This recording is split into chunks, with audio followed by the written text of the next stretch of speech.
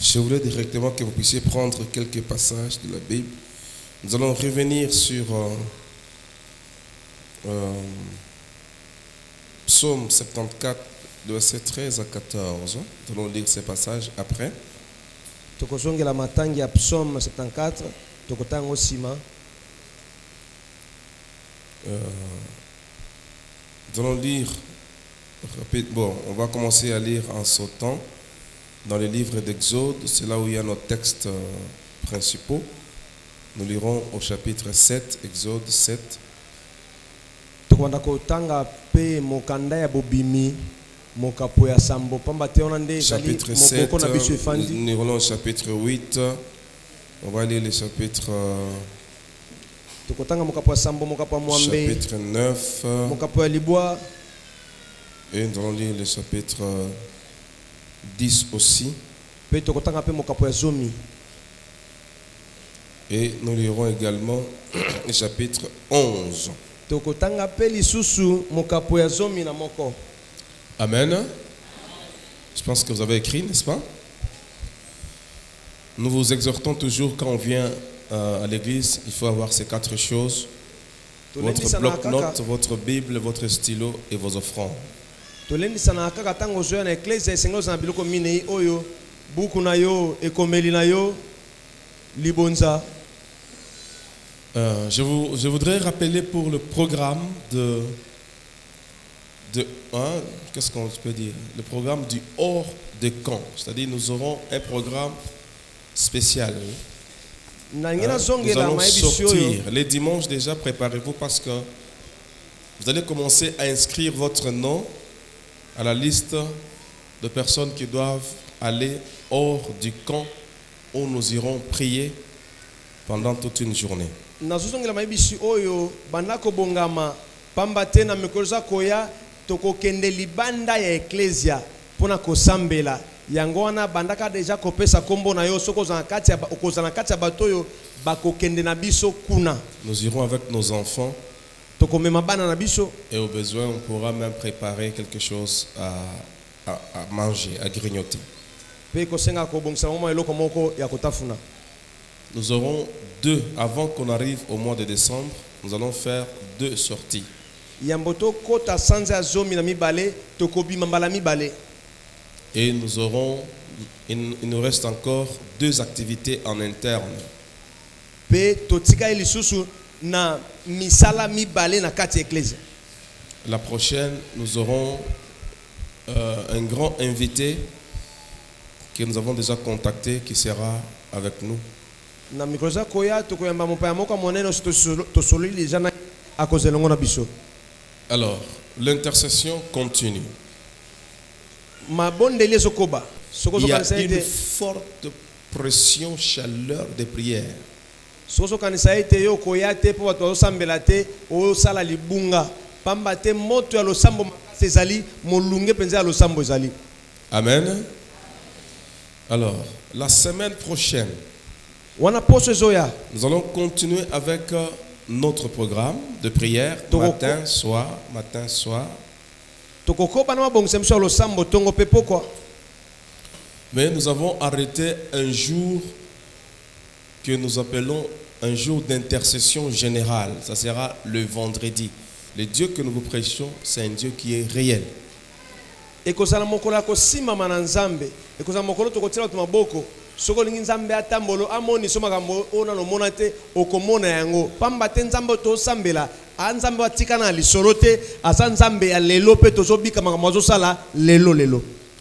alléluia. Voilà au moins ce qu'on avait comme communication. Et nous allons plier nos têtes, nous allons prier un peu. Tu vas dire à Dieu, je veux que cette journée d'aujourd'hui laisse des traces dans ma vie. Tu vas dire à Dieu, je veux que cette journée de vendredi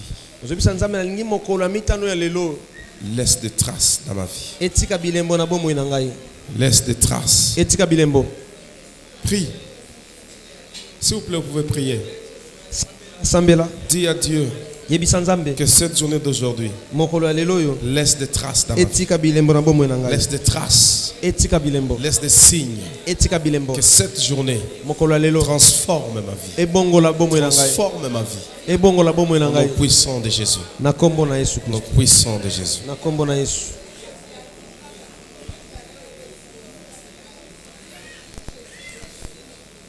Alors, avant d'écouter les témoignages, nous allons lire ces passages qu'on vous a donnés. Psaume 74. Psaume numéro 74. Le 13e et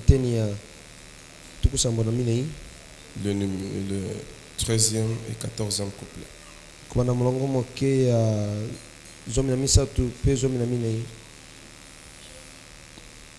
Tu peux lire. On va interpréter après. Tu as écrasé la tête du crocodile. Tu l'as donné pour nourriture au peuple du désert. Amen. Amen.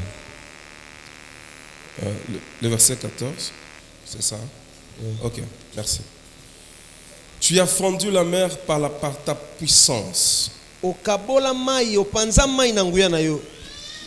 Tu as brisé le tête.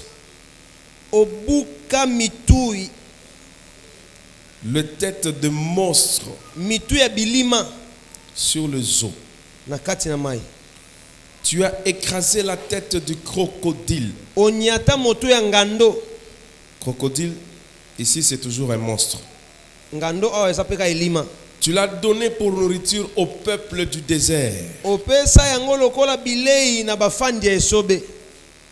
Tu as fait jaillir des sources et des torrents. Tu as mis à sec des fleuves qui ne t'arrêtent point. Alléluia. Alléluia. Amen. C'est ce que Dieu va faire aujourd'hui dans ta vie. Il va frayer un chemin. Pas par ta puissance à toi, mais par sa puissance à lui. Amen. Il va briser le tête de monstre. Il va briser. Akobuka. Il va briser. Ce soir. Le tête de monstre sur le zoo. Il va écraser la tête du crocodile. Et il va donner ce crocodile pour nourriture au peuple du désert. Vous vous rappelez, on a parlé du peuple du désert ici. Hein? Le peuple nomade. Les esprits du désert. Les appelle comme ça les esprits du désert.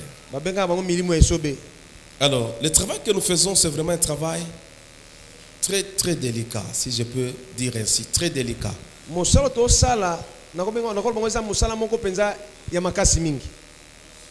C'est un travail qui demande une concentration, qui demande une impactation spéciale du Saint-Esprit. Je veux que toi, tu sois impliqué dans ce travail. Parce que tu ne pries pas pour quelqu'un d'autre, mais tu pries pour toi-même.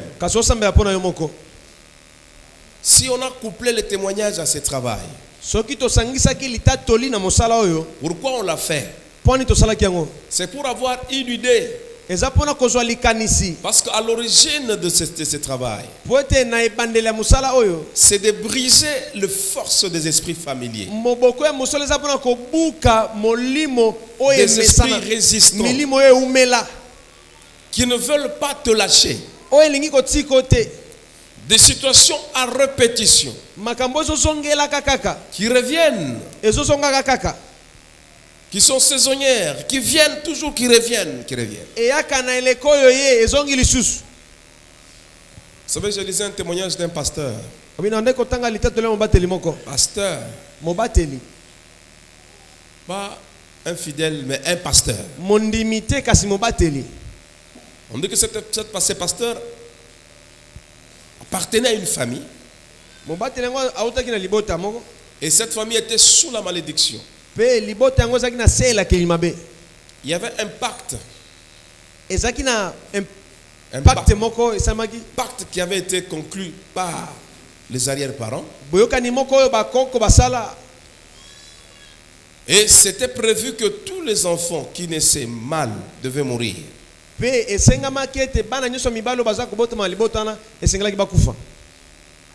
Après un temps, poup. Après un temps, poup. Après un temps, poup. Ce pasteur avait été confronté par cette difficulté un certain jour.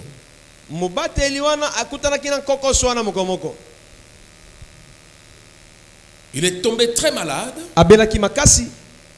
Et même tout près de la mort. Il commençait à douter de qu'est-ce qui m'arrive. Alors un message est sorti de l'église. Message de Dieu. On dit à ces pasteurs, il y a une puissance qui vous réclame, pasteur. Il dit, je suis pasteur. Il dit, oui, vous êtes pasteur, mais il y a une puissance qui vous réclame. Écoute, il y a un pacte qui avait été fait dans votre famille. Et vous avez été sacrifié. Tout le mal, les hommes mal, vous devez passer mourir. Alors après une forte prière et une délivrance, les pasteurs s'en est sorti. C'est ainsi qu'il dit, les pasteurs en question. Il dit, on ne joue jamais avec les esprits familiers. On ne peut pas jouer avec le pacte.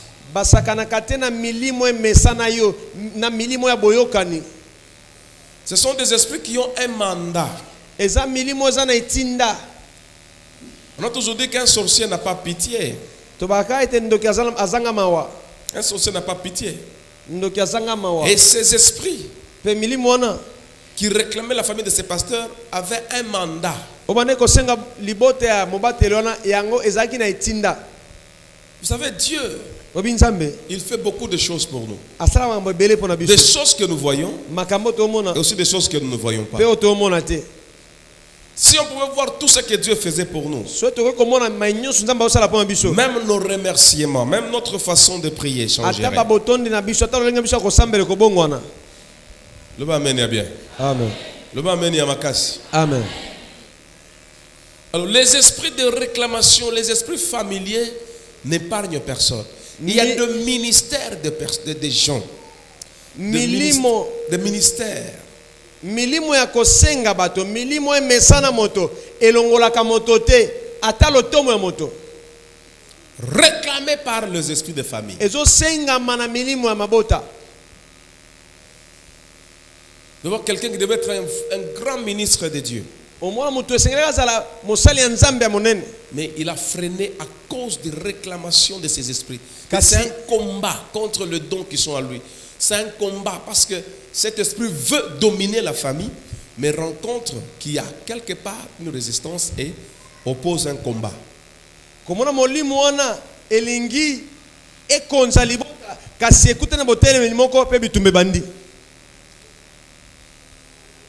Et vous allez voir qu'il y a des situations qui arrivent même dans les maisons des serviteurs.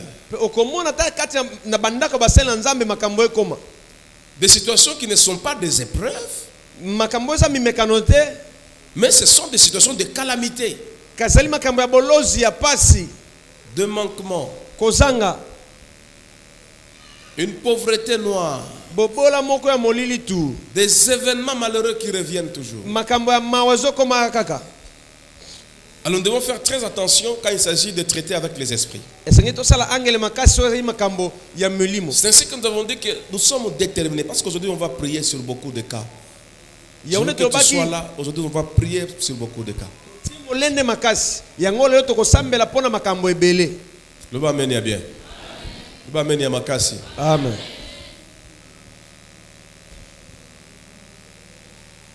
Ces esprits qui résistent là, ces esprits qui vous bloquent dans les quatre murs, qui ne veulent pas que vous puissiez avancer. Ils ont affaire à toi, ils ont affaire au Saint-Esprit, ont affaire à Dieu. Ce soir, que Dieu puisse nous fortifier. La tête de ces dragons-là, les têtes de ces monstres-là,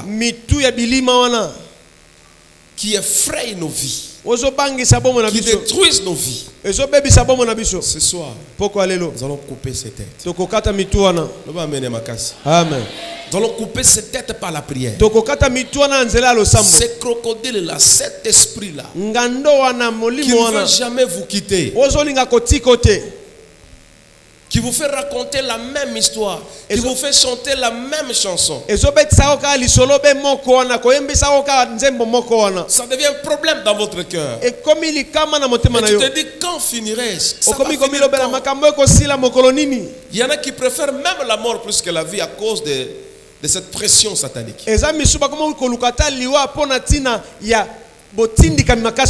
Nous devons être concentrés et très concentrés. On n'a pas évoqué le passage de 10 plaies gratuitement. C'est-à-dire, nous avons une mission que nous voulons mener dans votre vie. Le Seigneur a une mission qu'il veut mener dans votre famille. Et il va commencer par toi. Makomi oyo ezobeta lisolo ya bafimbo zomi ya Mose na Egypte to simyango pamba te po ete nzambe azana eloko mo walinga sala na bomo na yo azana musala mo walinga sala na libota na yo. Aucun esprit ne va résister devant la puissance de Dieu. Molimo moko te ko telema liboso yango ya nzambe. Aucun envoûtement ne résistera devant la puissance de Dieu. Boloki moko te ko telema liboso yango ya nzambe. Ou bien Dieu est Dieu, ou bien il n'est pas Dieu. Si il est Dieu, s'il est au milieu de nous, ce soir, il y a des choses qui vont changer dans ta vie. Ce soir, il y a des choses qui vont se transformer. Il y a des situations que tu vas oublier, qui vont appartenir au passé. Une nouvelle histoire est en train de s'écrire. Moi, je veux vraiment que Dieu puisse nous aider. Nous voulons que cette histoire soit conforme à l'histoire qui s'est passée vraiment en Égypte. Je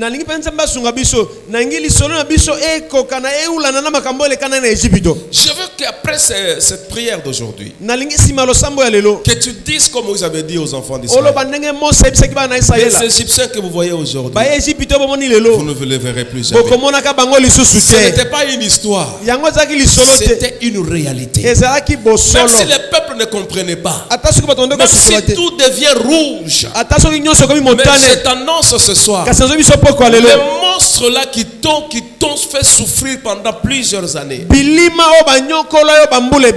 je t'annonce ce soir, tu ne le verras plus jamais. Tu ne le verras plus jamais. Je t'annonce le changement de saison. Je t'annonce le changement de maître. Tu ne seras plus dominé par les anciens maîtres. Les choses sont en train de changer de main. Celui qui dominait, son temps vient de s'achever aujourd'hui. Tu dois jouir d'appartenir, de cette appartenance à Jésus.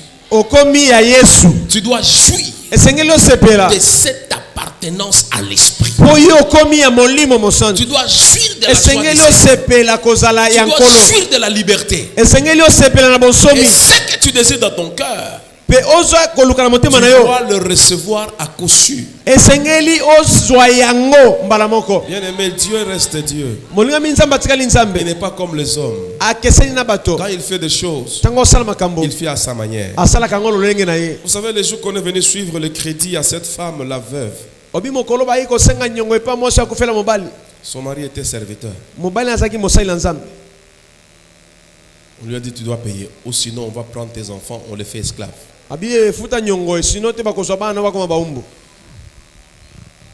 Elle est partie voir l'homme de Dieu. L'homme de Dieu n'a pas bougé beaucoup.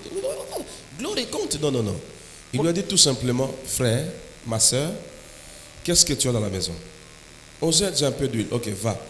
Demande le vent chez les voisins, ferme. Tu vas commencer à verser.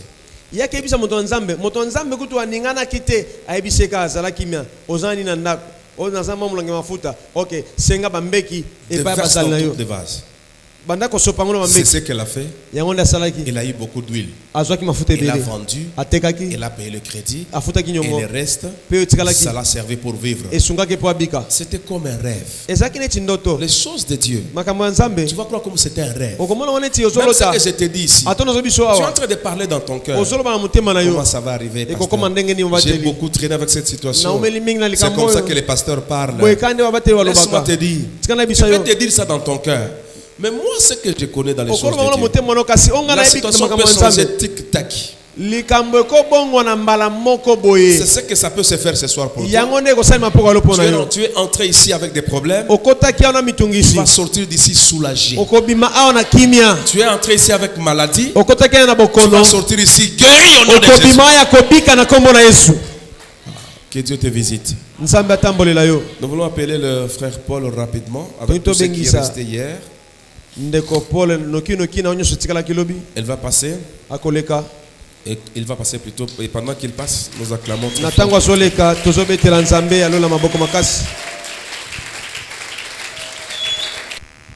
Alléluia.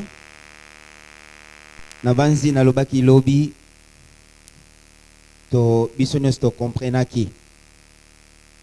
To comprenaki parti oyo. Na mekaki un peu ko expliquer. Et na prometaki ke na relaxa yo.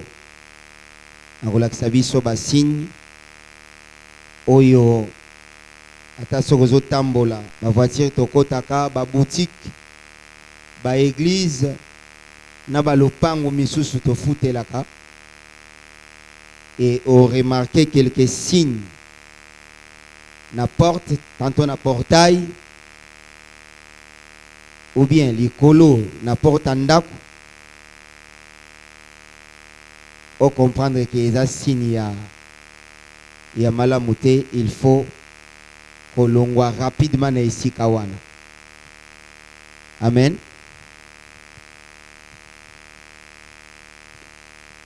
Mais la zongue est sous mon mouké. Ici on appelle ça qui 3 catégories à bateau. Navanzi la fois passée. Tout le monde a eu la catégorie moko ya bateau. Est-ce que tous ensemble? Il y a une deuxième catégorie, une troisième catégorie. Mais là, on a remarqué que banda to banda qui mardi. Si le lot ça vendredi. Donc dimanche to komi na suka. Na ebite eza pona yo li solo. Pona onobete la mutu mususu. To eza leçon pour un changement. Donc moi je crois qu'il fallait être la leçon 1, cause à la prudent ou prudente d'échanger totalement.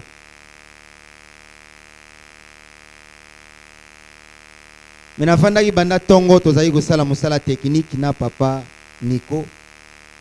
Na mona ki batute o bazo luka papa Eli. Est-ce que vraiment de to fandi boye makambo nga na lobi mutu mo a constata ngo epa na ete.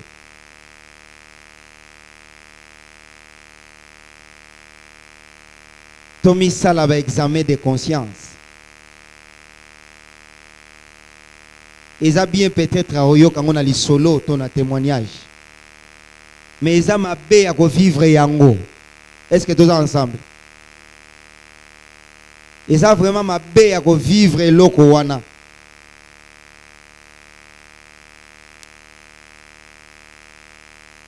Ko vanda te. Soni oleka. Ko soni yango pe na nani? Oza yo moko na pasteur. Donc soki lelo na o témoigner, c'est parce que sengela ki na témoigner. Le pasteur peut accompagner le tika na yo. Est-ce que tous ensemble? Accompagner le tika na yo. Nous avons sali à minene peut-être plus tard.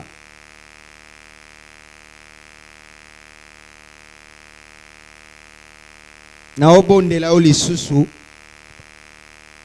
Ya koluka mosai na nzambe.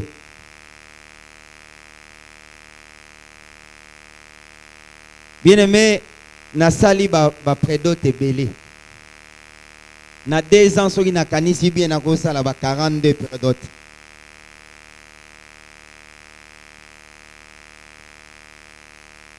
Bandeko wana so ba omona nga na CD to na télévision balimbisa ngai.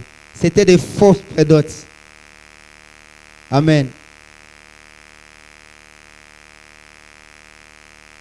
Donc na moni ke mwana mwasi molimo na ye eza mwa makasi azokoka te kos'incline ale nalekeli sikoyo na famille nabimi officiellement nasali prédote ya bien na mbongo pe ya bien na enveloppe sans même poser des questions que mes prédote mbongo ebele boye ndenge nini.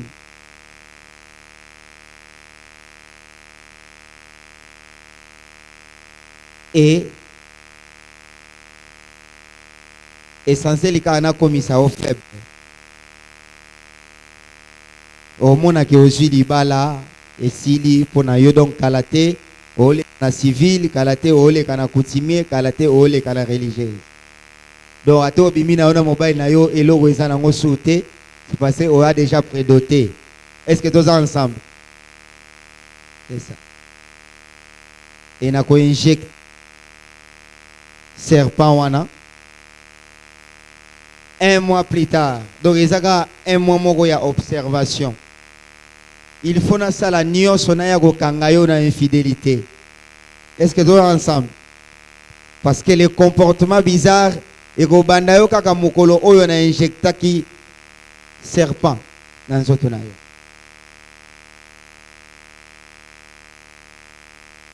Okomi na ba rendez-vous presque ba comportement inhabituel et na yo zoyo na tiki. Donc tant on a tiki yo na annoncer pe pa na bino ke na tiki na nga mwana bino. Na prédote bolia na bino. Nzokande mbonga prédote ezaki nde ya osomba yo. Est-ce que tous ensemble? Ya osomba yo po sala wana. Na bansi naza clair place wana. Il n'est pas encore trop tard. Le quoi lelonga na kufite, c'est-à-dire que yo po kufana nte. Mona papa. Batia maboko. Ezala pe eloko mo ya vérité. Tant nazayi ko confesser, nazayi ko mituna ke na o vivre nde nini. Menga yoyoti. Donc c'est-à-dire tout simplement que ce sont des menteurs. On va se dire aveugler pepe ensemble pour rien. Tous ensemble. Hein? Alors deuxième catégorie, il y a tout parce que les qui n'a 3 catégories. Tolobela qui déjà ben squelette. Oh tout le monde que ce sont des esprits qui vivent encore avec nous. Ceux qui m'ont colonisé ya kufa ya kokende na lieu de repos na ekoka kite na base na kota ki na mwa ba détail na expliquer ki yango bien to comprendre ki biso nyonso et bato ya mutakala na ebite ozala place nini nde bato yo bakenda ko sakanela oyo bakoma fulu alingi asalelo mo na nzoto na yo akotelemisa esprit na yo ye akoti na nzoto na yo akeko sala action nalobaki yango ti yango oya kosutu kati kambo esalemi olobi ah nasali boye pourquoi obandi ko regretter eloko yo osali ok en vérité en réalité osali yango mais en vérité ezalaki nango yo te. Nalobaki yango pe non. Alors troisième catégorie. D'abord on a deuxième catégorie. Au moment na ozana église na poko après église ozana kimbuta. Ce que na position T parce que en réalité de l'homme c'est l'esprit. L'esprit ne sort que 1 mètre. Est-ce que tous ensemble? Soit dans les ténèbres, soit dans la lumière. Bon. Oso servir nani. Esprit na yo est servir nani en fait. Ils sont dans les ténèbres, toi ils sont dans la lumière. On dit que ils sont dans sensité. Franchement, ils sont dans sensité. Donc soit au tikali na yo dans les ténèbres, qu'au côté église parce que du fait que au côté église, ozo luka ko yeba parole en Nzambe, oza déjà prévenu. Au moment que muto ya kendaka na ye ki mbuta kendaka na église aza pas vraiment na ba problème na bato wana parce que ba yebi ke soki tolingi tozoye na désert tozoye aza déjà ya biso. Alléluia. Aza déjà ya biso mais yo muto bani makambo ya Nzambe koluka kokota église nde siko bakoya na guerre na bango pembe na yo baluka babenda yo kuna. Alors tango zolongwa oza na église. OK boy. Oza na église. OK boy, c'est-à-dire que ozo servir des maîtres à la fois.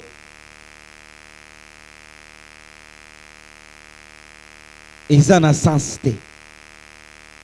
Yango ozo mona esprit na ngai na yo ezalaka faible. Parole de Dieu nga na yo to ndima te nga pe naza ondima yango te na lobaki na bandeli ki naza na confiance ba pasteur te to ye bango siko confiance yango te poani. Troisième catégorie bato yo balati elamba ya pembe na moto epela na mutu. À chaque fois na bandeli soki na ke ko sala musala nazalaki ko tuna siko bato wana position na bango eza ndeni omona kifekate kaloba ba wana okipaka bango te yo sala nde oyo kotoyi ba wana olandaka bango te. Alléluia. Esoko otombola liboko likolo opepi donc nga naza na kondima ke nalati elamba wana na grimoire bazobenga bango les élites de l'esprit supérieur. Donc l'esprit supérieur, c'est le Seigneur Jésus-Christ de Nazareth.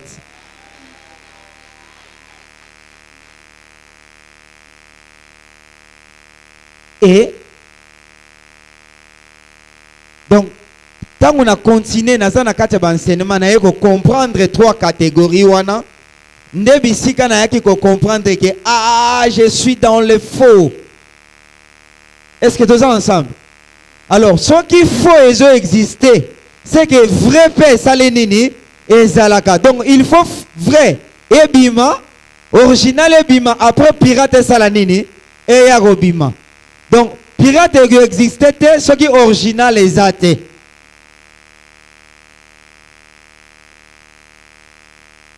Yango zomona na gumbi makolo na ngai mabolongo oyo nga na monaki kuna depuis na komaki awa eko masusu te.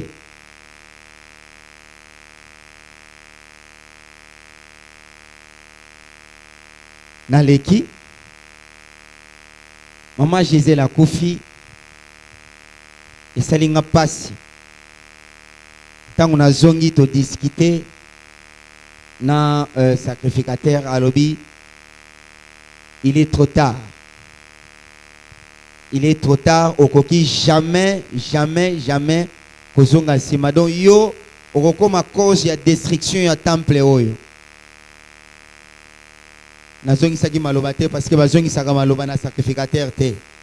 Amen, amen. Autant qu'il est victique, je crois. Donc il y a ça saint. Il y a ça mon santo. Donc oh non ça le baraka yango wana nde ya bien. Dans un temps on discuter yango te. Nazongi li siko prophète. Na lo bive, est-ce que ozoye bake oh wana za innocent? Est-ce que ozoye kama kila wana za innocent? Est-ce que tous ensemble? Donc logo wana lingi nanga ko simba makila innocente na oke na ngai na consécration wana te. Na tiki pe makambango otika la komona nga soute na temple na bino. Donc so bolingi na iya bozongi saye na luka mutu mususu. Alors et comme on a trop tard te Tango corps ezala no enterré. Est-ce que tous ensemble? Donc ezala nous possible tango to uchi hôpital toke na morgue. Yango mona biso nde na Congo mutu akufa facilement. Yango mona kana Europe na soki ba confirmer que mutu akufi, c'est que akufi ya solo. Au moins mutu mususu ba memi déjà ba memi na chambre de réanimation ayeko la mukata ba 5 heures plus tard. Alléluia. Alors, na grimoire et comme impossible tango toye na cimetière bakundi mutu basengaka bato baloba. Faisons ensemble, hein? Soit mon konzi ya famille aloba, soit papa tonoko bato mo ya ndengwana. Alors tango bango bakoloba esili bajipi mabeleti bakei biso toye en collaboration déjà na papa ya cimetière oya garda cimetière papa sentinelle toye tobandi ko invoquer esprit na ye. Alors moi je ne voulais pas que na mona mwana mwasi ya bato innocent na kuta na ye lisusu dans l'au-delà. Est-ce que tu veux comprendre? Azalaki mwasi nanga et abongo na susu esclave nanga, ça n'a pas de sens. Est-ce que tu es ensemble? Hein? Na bagi na utika la okoma na cimetière wana te tina okufa. Que le Seigneur me pardonne. Libota na nzambe boli misanga place oyo. Je crois aujourd'hui à la puissance de Dieu. Zondima, le quoi na biki, c'est que biloko na bangwana isa sans effet. Na ebite nzamba permeta ki yango pona nini. Merci aussi na mama Flore. Nzamba sali ke lelo na zwa mwasi o ayebi nzambe. Ti lelo ekomemanga na délivrance.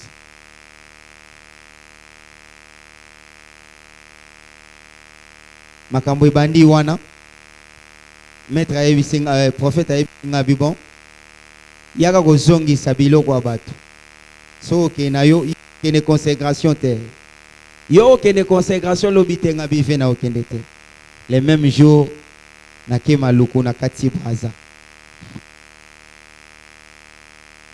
braza na zuba machine na ngai ba biloko na nga nazaki na ngwa musala na kati si na kena nga braza abengi ngai 3 fois abina bengi yo 3 fois nzinga na bengi combien de fois 3 fois et 3 fois na bengi yo 3 jours de soki oyiye kozongisa biloko te 3e jour au mona so moi na yo te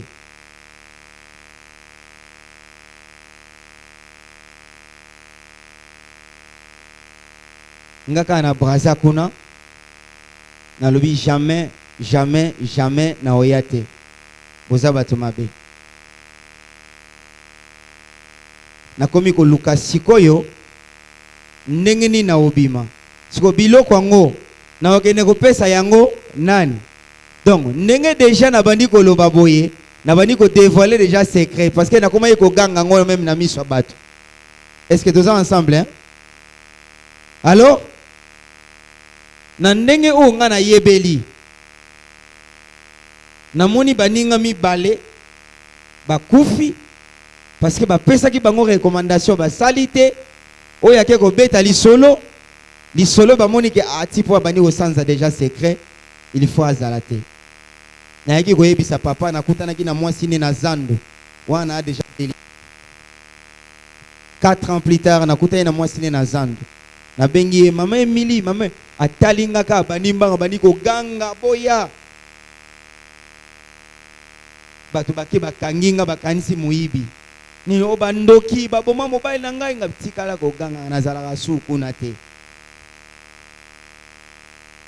tosalaki programme tokende na epa na bango na bandal na pasteur naokaki soni makasi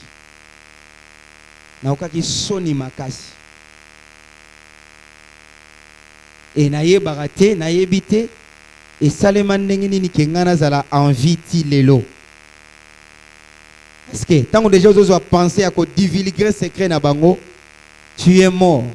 Soit au commis pouloulou, soit au commis mort subite, soit au commis baba. Donc, basali bazosala nyonso pour na ko faire taire yo. Alléluia.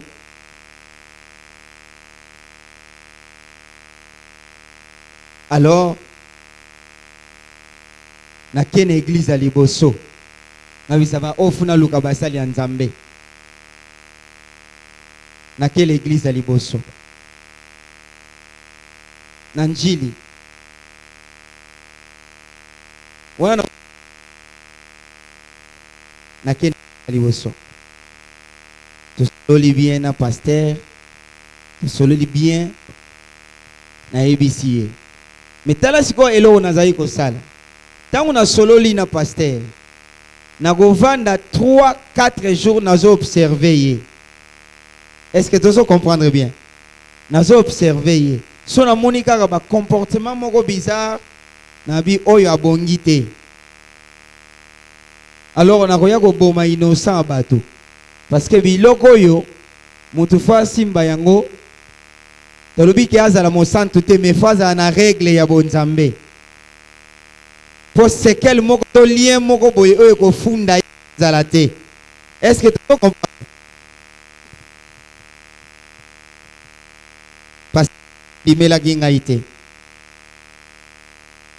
On a peut-être des ababilo moko fabriqué. Oyo ngana ke ko fabriquer pana ye. Azoto nanga il faut na ça une démonstration.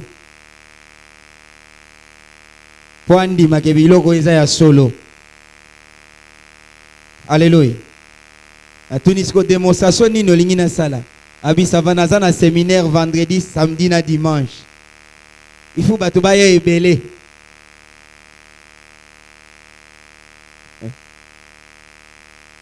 Amen. Nazui ke vanvri, libo ke on a poussière nango bazao bengango ke vanvri. Vendredi ça va na oya vendredi na tongo. Tozago beta on a sala ngona musique. Donc on a aussi sa cérémonie nganga na podium. Na silisi yango. Allez. Nazui poudre, nazui poussière ke vanvri, na tie na beti misaku allez na fuli yango.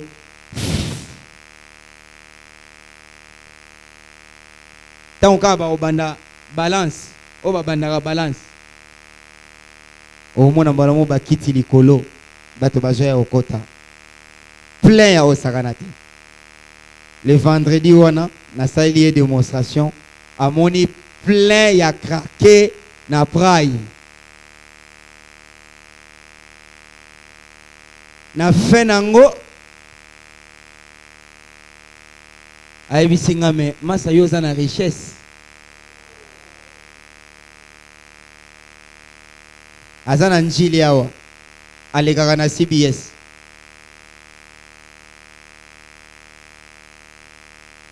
Abi yoza na richesse. Ba opportunité ya boye barataka yango te. Ngabi ça va siko yo moni to salandeni. Abi ça va to zelana no 3 jours ici là comme ça to ça la programme moko bien makambo tambola bien awa mutu ayebi yo azate dona obimisaka ke outi Nigeria oye na bimisoka bras droit na ngai to continuer to sala musala bien na kei na oya lobby na kelibela wana so na tamboli na ola ta suma net te mais na ko mona siko bango en ligne. Est-ce que tu comprends? Dona ofanda no yo kaluka bato ba olanda ngambangu soki na tamboli komona eloko yango so elati ngai na komona 3 catégories ya bato wana. Sans manette. Na lungo esika na zo kovanda. Na keva na epa moninga accompagnateur wana. Emakanga wana. Ne bandela témoignage hein? Oya memaka ngai. Kela lepa na ye. na butu moya la les ate abimisi nga na 2 heures abi. En tout cas mon frère ke luka place ola la biso na ko ola la te na bana nga e simba te. Mais makambo yo mto kotsa ki nga yango te. Abimina kotsa ki yo na lobaki yo bimate. Yo yebite awa soko koti ba bimaka te. Alléluia. Donc lokola yo komo bima okoya kotia vi na nga na danger. Il faut yo zala écart donc nga na yo toza sous ba pire te. Est-ce que tu comprends bien?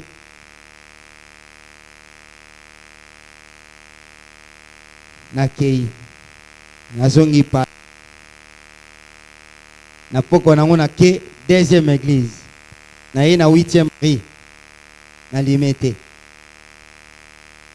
na moni publicité mikolo na koma. Est-ce que tous ensemble na koma kika misu na TV na moni publicité na ki na salayi kuna 3 semaines na yaka ka tongo na zonga ka pokwa na yaka tongo na zonga ka pokwa na yaka tongo na zonga ka pokwa.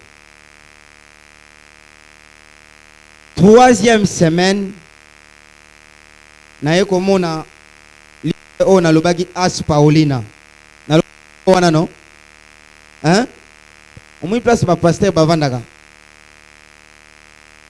Et là, il y a une pension, une Bible. Na curiosité. Na beti misu na moni pochette rose. Oh, pochette rose wanande. Na poussa na beti boye. Na taille na moni As Paulina. Na oki passe. Na bibisika na zoke negoluka lobiko. Zoka ba master na bango. Amen, amen. Il n'est pas important qu'il y ait autant de combo na bango na moni.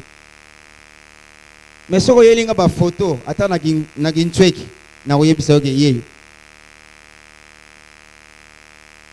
Est-ce que tous ensemble?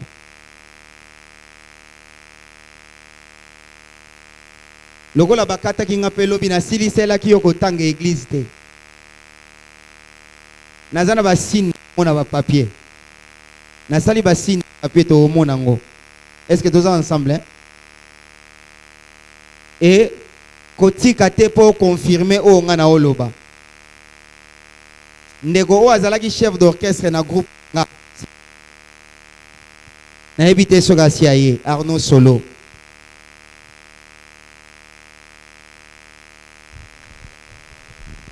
Alingaki azala wapo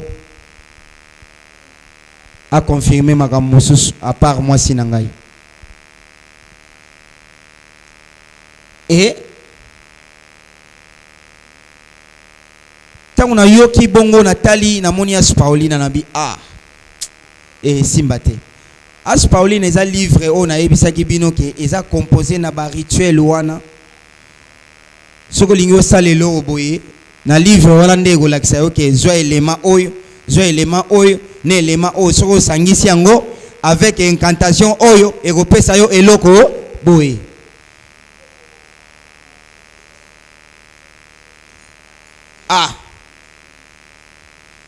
Nakei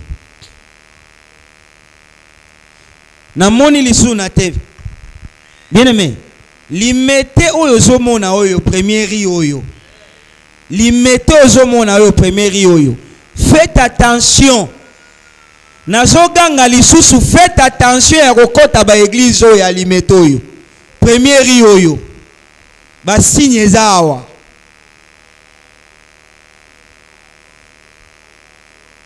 Surtout premier ri oyo ko bande bandeli ti okita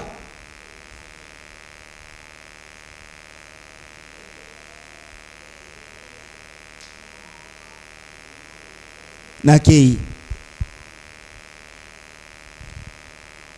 na bandal na kendaki te parce que navandi mingi na bandal baebi Picasso mingi na bandal kitambo magasin ezali ko sala nga mwa soni. Est-ce que tous ensemble ezali ko sala nga soni maison nga eziki moto na teki mutuka na sombi matériel bamiyibi bayibi na yebisa aka mama Flore toke etala mabele na nga na somba na bibwa na nga na profita ko yebisa yeke na defi mbongo ya finka na simbisi bango mukanda lupango mbongo esindi. Amen, amen. Mbongo ezindi. Bazui mabele. C'était comme ça. Souffrance nanga et bandi wana. Donc bakalikila kingai que il faut na servir bango pendant na jouir na o bazo pesanga pendant un certain temps et après wana bago kata. Soki na lingi na continuer il faut na banda siko ko sala nini ko sacrifier. Bon. Bana nanga bozui. Moi si o azala ki précieuse e pananga bozui. Siko na pesa sunani baleki. Na tata. Oh. Siko mbongo ngo na golia na banani. Mutu kango na otambola na nani?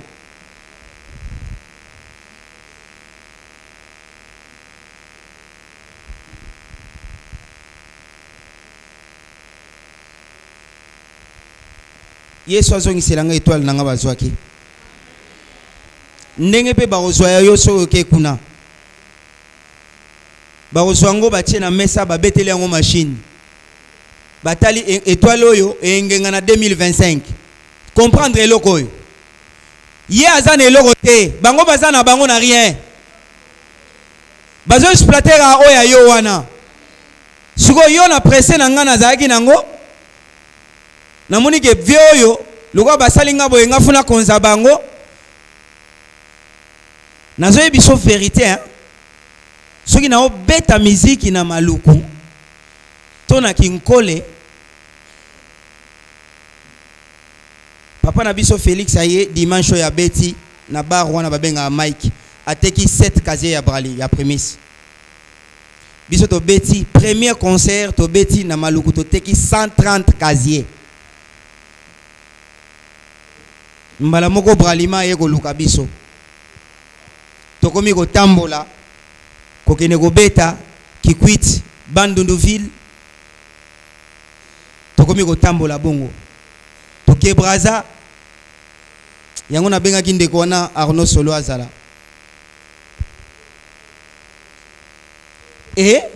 Nzoka nde ezalaki nango ka yanga moko. Tala nde basalaka. Tango ye batuni yo 50-50. Tu comprends ki 50-50 non? Voilà. Bazui na no étoile na yo. Donc biso 50 na biso to rozwango ndenge nini mutu ango.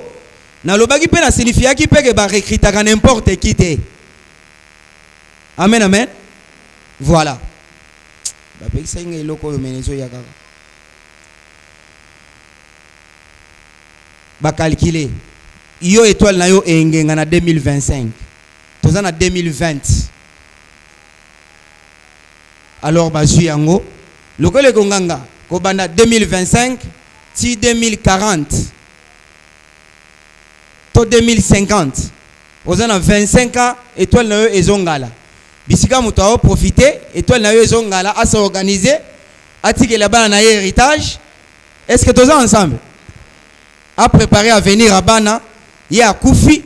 Allez, étoile wana eko se transmettre de génération en génération.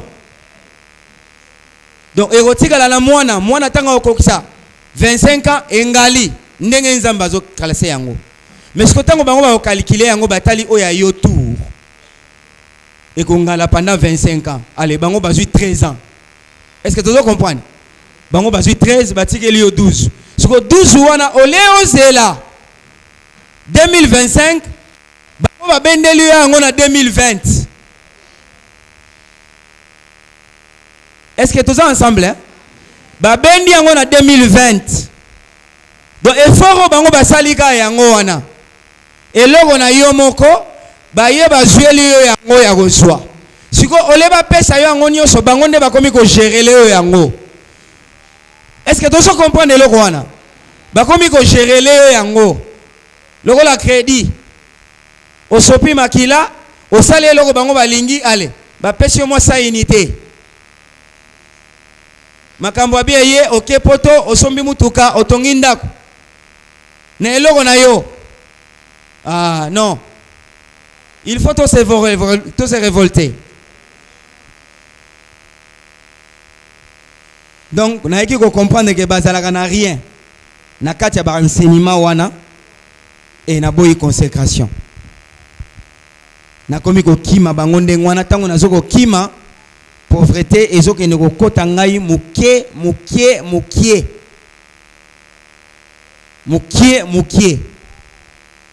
Et puis na ovanda suna ndako te, na komi na adresse fixe te. Donc na go teke eloko mo na sombe eloko mo boy na teke yango 5000. Na ke va un hôtel. Hôtel on va musu ya $100 par jour. Tous ensemble hein? Il y a $100 par jour. Ti mbongo wana esili. Allez, na ke teke eloko mususu. Na ke na troisième église. Et ça n'a pas de moko boye na escroka kambongo na 2006. Toujours que nous beta musique na Maroc. Bango baye ba solliciter ngabo à partir à Maroc. To koluka moyen to 4 à Barcelone. Yo kotsa bisoka bangulu. Est-ce que tous ensemble? Bangulu baza batu oyo ba voyager na ba musicien. Hein? To cotisation na liste lokolo za musicien mais wano musicien te. So to komi na sur le terrain, to lâcher yo ke na yo makambo na yo, biso pe to sa nini? Siko makambo wana ezande ba leader ne ba sala ga yango. Siko tango bango ba yeko tuna nga information. Canal nini ba koleka ba mona vie, nga na bite, nga nde mndo sala ga yango. Boya na la. Ba yena la. 3500 na tiembongo na poche na kosi bango jour à voyage eta lelo nga na yebisi bango to ke vendredi tous ensemble hein? Mercredi to koti na vol to kei. Alors 2006 à 2016 10 ans plus tard mon histoire n'est rattrapée. Voilà. Je le dis parce que je suis sincère. Soko moni ba musicien na biso ba vie onde baza banda ko batongi yango eza na mbonga musique te bande ko na ngai. Eza na mbonga musique te, musique ya Congo eza na mbongo te. Eza na producteur malunga te. Nga moko na osala disque na koti na mbongo na nga na koti studio na mbongo na ngai na bani ko ka producteur naza déjà na disque tala degré na ade na disque na sina enregistrer na komo ko beta ba porte vie yo kana eloko na nga oyo pour soutenir nga te bima tal na sina sala ki déjà hein. Donc musique ya eza na mbongo te do so moni ba tongi ndako na lobaki showbiz to lobaki makama showbiz awa ça c'est un. De tuteka bangi le temps to gena obeta musique wana bangi eza na kati ya basaki bolongoli bilamba bokoti sinde noir na cocaïne soit toza na collaboration ya réseau moko boye to sala ka faux $. Est-ce que vous comprenez bien? C'est parce que to yebani na ba politicien to boaka ka bango na ba disque to bele la bango to soka likambo ko iba ozi téléphone v nga wana za na dossier oza wapi na parquet nini parquet boyale abengi di tika mission wana wana mission mboka aho sala fierté mboka boko okanga ye. Est-ce que tous ensemble mbongo na biso ya mission utaka bongo ba mission profane na comme mission religieux et chrétien na saina onzembo te. Amen. Lobi nazao koma mwa nzembo nanga parce que na koma rape ba nzembo ha nazao koma mwa nzembo na lobi te nazala pressé te. Il faut bien na lire Bible le kwa nguba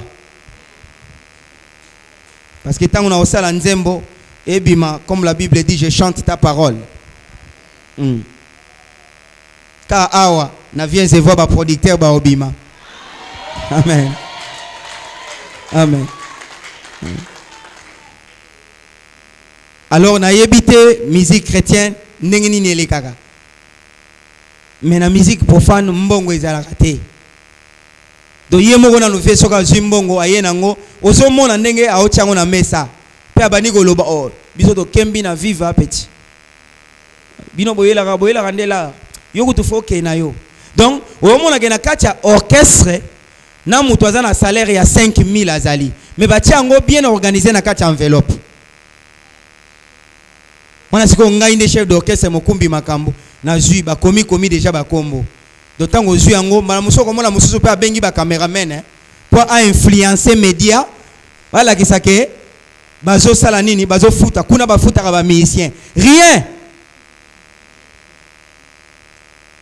Donc so moninga na gangi na télévision ke mutuka oyo président de mutapesa ki ngai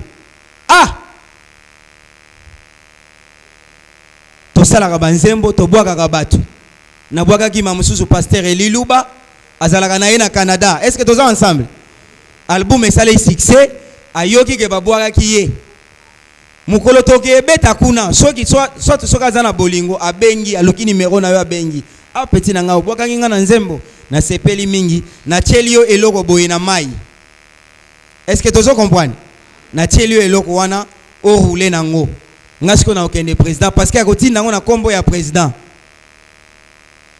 po akotinda ngo na kombo na ngai te nga na influence moko te na politique. Est-ce que tozo comprendre bien leader na ngande aza influence na ba vie wana tango mutu ke koti na mai eye na kombo na ye ya okende kotuta kokoko na ministre ve batindele ngai loko kuna moyena de douane yango ezate ni ale mokonzi asala mukandati asali mamo mukandati tango eloko ezoya akena mukanda babimisi eloko fele abengi na ndako bon zo eloko na yo yango wana profit yango wana ye moko abimisi mbongo te boye to akoye na lupangu na ye pona mutu koyo te.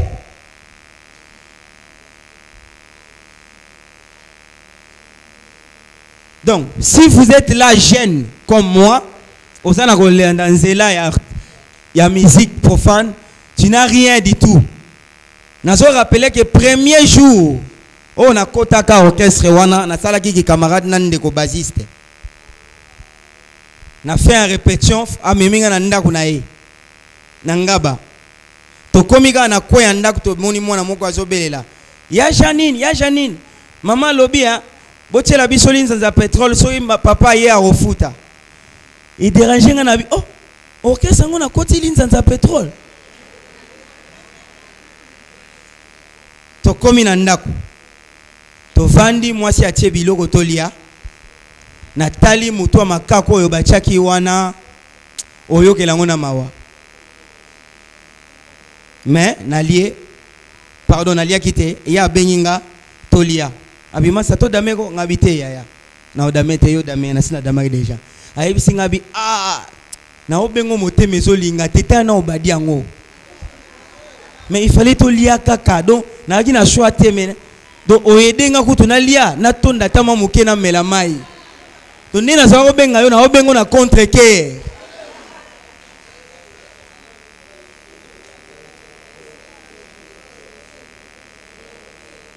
na soulignaki la fois passée na soulignaki aussi que naza chef d'orchestre mais moi si azolamba fufu na lobaki bongoti akati yango atiango na chasser à viva asukolisani alambi na yeko bénéficier moi mukie c'est parce que na kufelaki na bani ko sala makambo moko ya nko amen amen nazako betela mama Flore ke mbongo liboso nazwaka 5000 na 100 casier ya mixing avant ina ya sali erreur kende ko mbongo wana o signer contrat wana na ke na signer na mbongo na 100 casier na ye imagine nazo kende nazana nzela aobenga okomi na unte 2000 okomi na unte na mbongo ko ya kozonga okomi wapi na kangi téléphone na bisiko awa e indi Alors, tant que tu commis na Maroc, na oyo ngana iskoka ki wana. Est-ce que tous ensemble hein? Nambongo a caché, to kena ko beta epa ya ambassadeur. Wana papa na biso Arimo Vasakani azalaki ambassadeur kuna. To kena ko beta na fête na ye. Bazaka ba master. Nambongo apesa biso ya caché na sangisi ngabi awa na olimo bango bien. Na limo e bango. Ba lukinga bazate na kena bomba na restaurant mo boy. Tellement na yokaki déjà que l'isolo à Barcelone. Donc à partir à Maroc, oko bimana ba clandestin bazalaka wana ba okati yo bien. Donc ne to na Brazzaville na ngambo hein. So telemi pe na libongo na bango ozomona ba mwinda ya Barcelone kuna. Alors ba clandestin ba kati sarabatu na nzela wana. Ngabi bon awa ko kende na nganyoso yango. Esprit o nazalaki nango ya kindumba wana. Na restaurant na vandi linga mwana mwasi ya batu.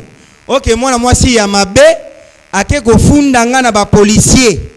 Ke na moni mutu moko na mbongo ebele na maboko. Est-ce que toza ensemble? Kuna na loi na bango okoza na mbongo na poche koleka $1000 te. Donc wana nyonso fo ezalaka na banki. Ba bimela nga moko présentez-vous. Batala nga na poche boy sans papier. Ba bimisa ba fuyenga yo kambongo ebele. Yo mbongo ebele boy ozi wapi? Bachenga na garde à vue ba bengi ambassadeur aye mais yo boyaki ko beta musique epa na ngaiti mais baninga no basi ba ke yo tikali na kosika papa na déplacer ki muke boye bango baki ba kimi ngai ba kimi yonde muto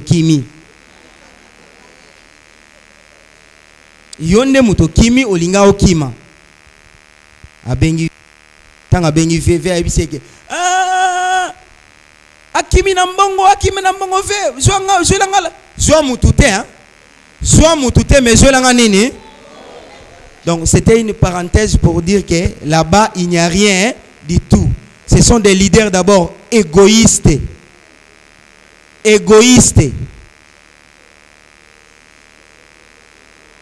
Alors, na troisième église, na Pigeon. Qui est la troisième église na Pigeon.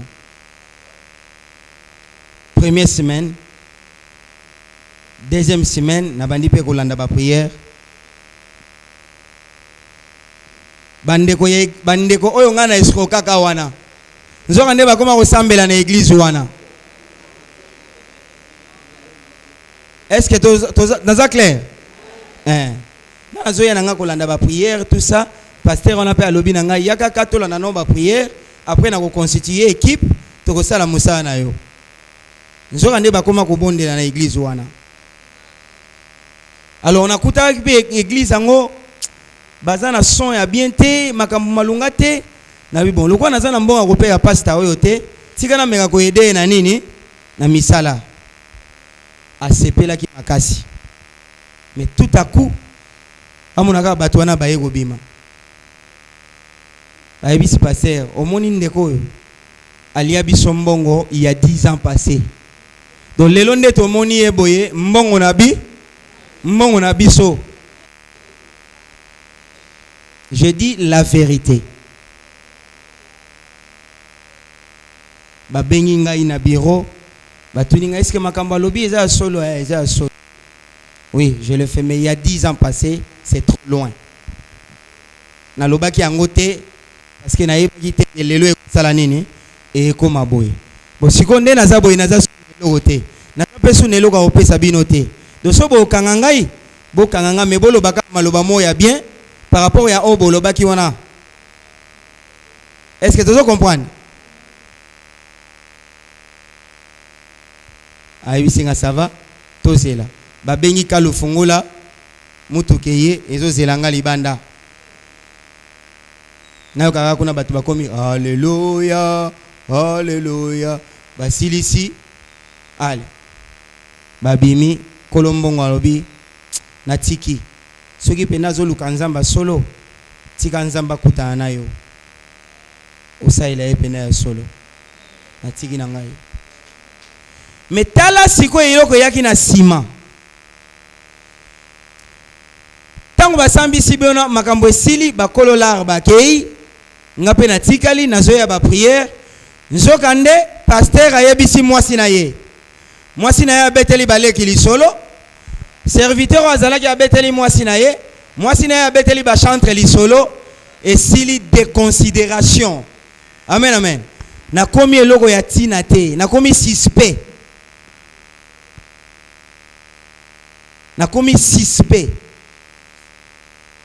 Nakwaki ko supporter yango te. Na mai donc so nazu eta kopo église esili naka esenga ta mai donc nakomi très dangereux. Nzamba pambola papa na ngai liluba azwinga moninga na ye.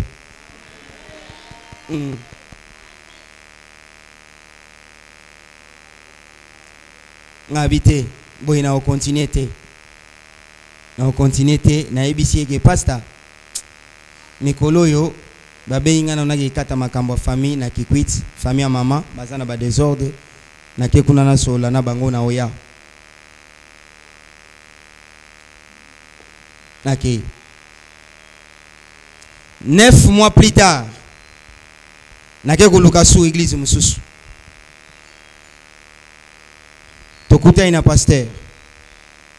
Tobani ko solola, to sololi esili, ayebisinga bon, babiloko wana il faut obatelango ochango na tiroir na ngai. Eza na tiroir na ngai na yo to sala 4 jours ya jeûne. Koliate ko melate to zo banda prière. Si délivrance na yo eleka après to reçu yango to tumbi ngabi bon c'est que awa pena o ya lobby eza pena normal 4 jours ya mukate donc lundi ti jeudi et sili awa ce que nazo zela batumba ba histoire amona muta benga na bureau azo bisanga bi siko basa ila ngondeni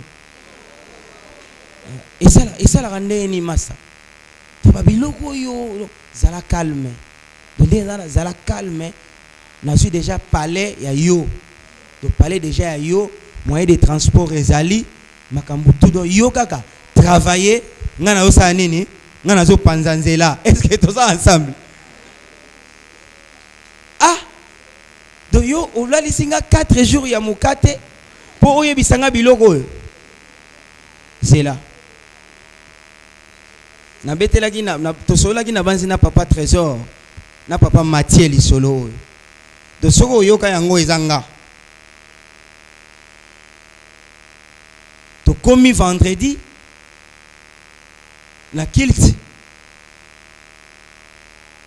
nazo kota brusquement na bureau na ye na kutie na mwasi ya bato. Est-ce que tous ensemble hein?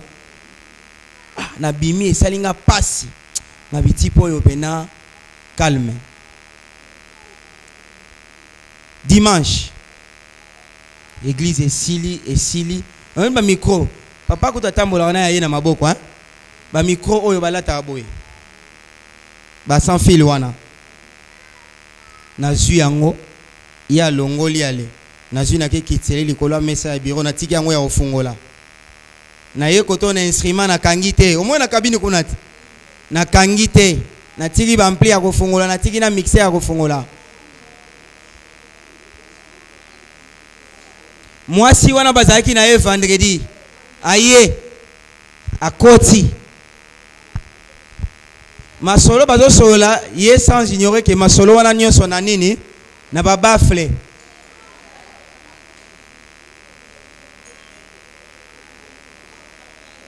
malgré ça ezalaki église en Nzambe nzamba yo kelanga mawa mais mosali nde ezalaki ya mabe.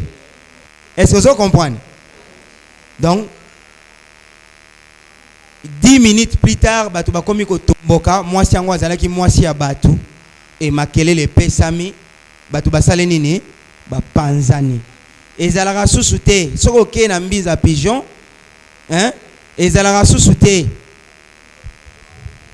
ezaki musika te na ndako na nga nazaki na veni matondo bango bazaki na entre Lubumbashi na Kananga. Amen. Ezalaka susu te na ebite soka kenda osala kote mususu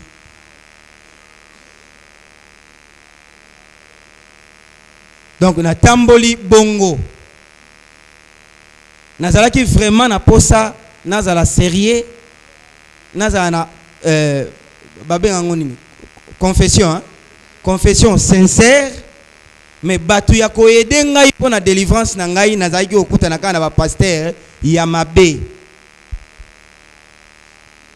na lungo wana na ye lisuka na limité église yango papa Matia yebi yango ndenge moko. Donc na 6 églises wana nyoso moko oyo nga nazalaki komona ke soki na landeli peut-être na kozwa résultat ya malamu. Allez, soni moko boye ya 10 ans passé esali nini e ye elati ngai nakoki ko résister te.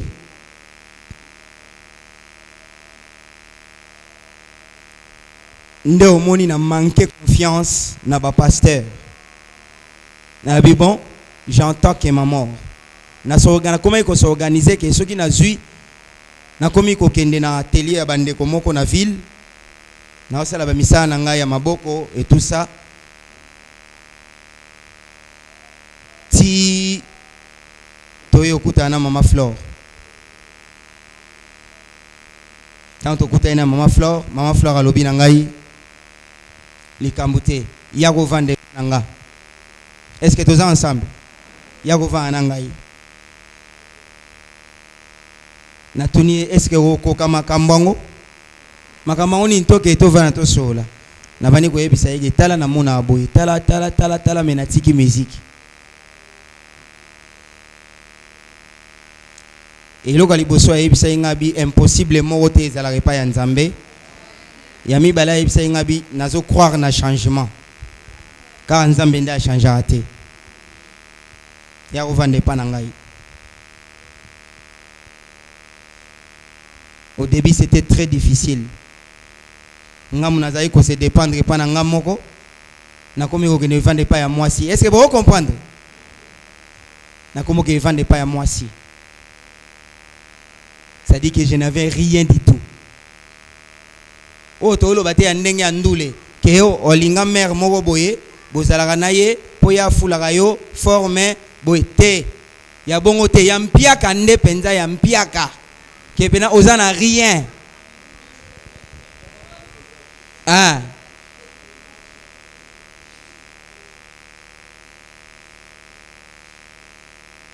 Maman Flore a baniko qui penga na savon, Gillette, li papa ya osokola.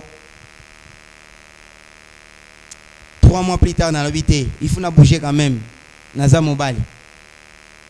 Na baniko qui na atelier, ya bande comme na ville.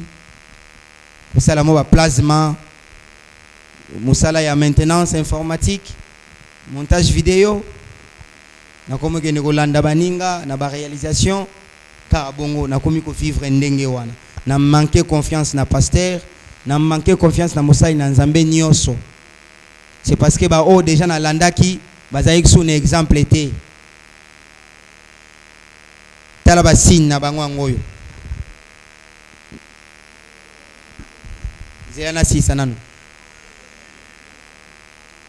Alors, un jour, nakuta ina camarade mususu. Tozo betani li solo, masa koma wapi atala.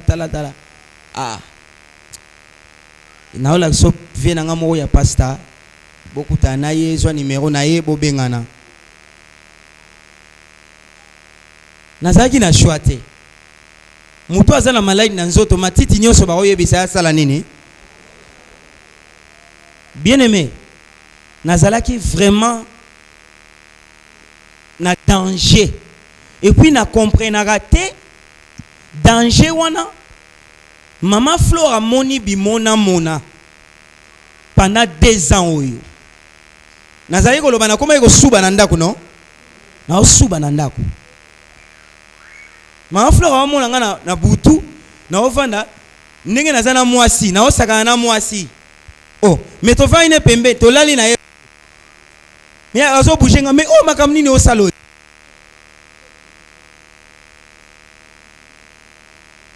Je ne crois pas. Nandi marate ke na kozwa genre ya mwasi ya bongo na kisasa. Donc naye barate façon ya maîtrise ya kokanga motema ya bongo. Et puis atikali koloba ngo na mutu te. Donc to va na quartier wana aloba nango epa na mutu te. Ndi abani ko ebisanga en tout cas futo bana okende ngomba. Ko prier. To bani ko kende ngomba. To ya na ndaka abisinga bi chaque jeudi to bana ko lia te. To bana ovanda toute la journée bongo ngape na obana okende kop na ngate. To vandi to bani ko prier. Tipo kwande to lié bongo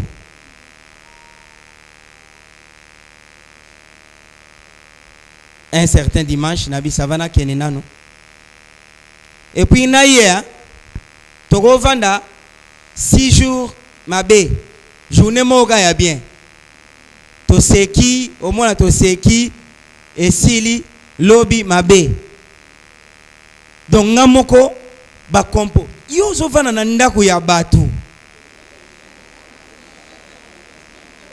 ba comportement bizarre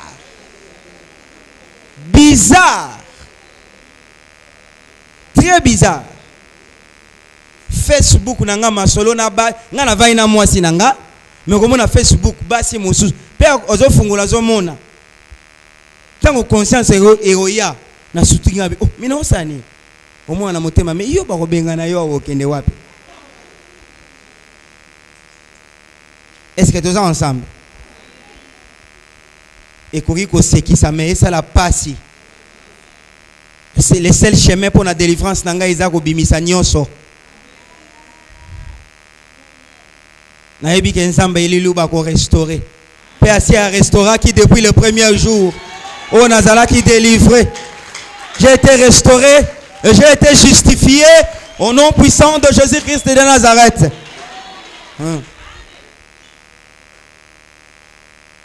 Nake mona pasteur wana na leka ki awa dimanche ango. Zaki dimanche na leki awa église ango eza boye koto. Na oleka na lobi awa eloko ango ekoma osala nga lokola liboma na omona ba catégorie ya batu wana. Na oleka na moni awa na 7h na omona batu mibale balati ba robe ya pembe bazo pela mwinda na mutu ba simbi mangenda awa na coin oyo ba telemi boye na 7h ya tongo elekelinga makasi na leki na kina telemi wana ya tali lokwa nazalaki na numéro to sito kochaki déjà na pasta wana keto sala nini monana. Est-ce que vous comprenez? Na leki na vandi aibsinga bon oye ça va vanda to sisa kiliti to sola na vandi na kati ya église mais na o sentir ka bien te ifuna zonga na kendo ko luka bato wana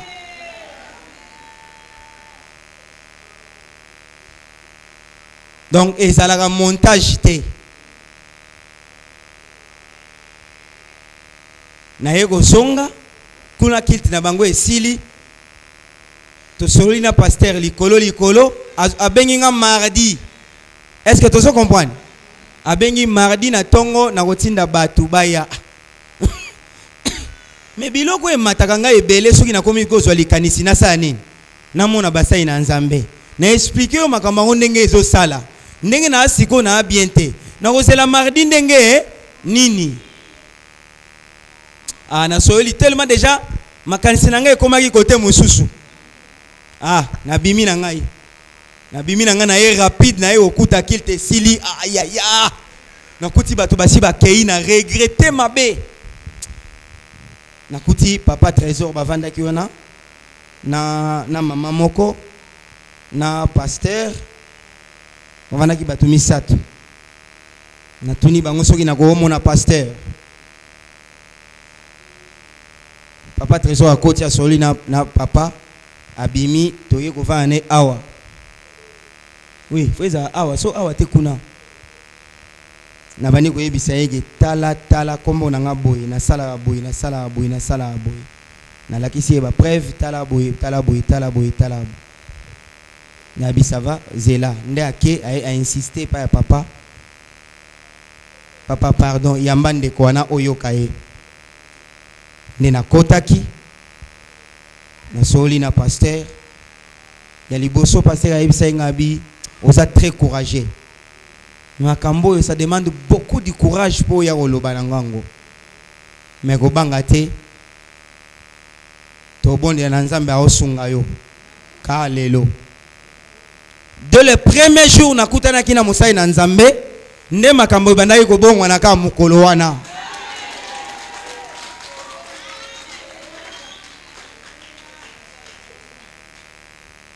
Tango bandi ko prier pour nanga na yebaki suelo ko eleka te ba 45 minutes plus tard nena yoki ko se retrouver na aka na sengle na maboko na yoki ko se retrouver elamba na ona lataki bubu na lataki wana pantalon ekomi salité na komi boyeneni na monika bazo prier na papa Mathieu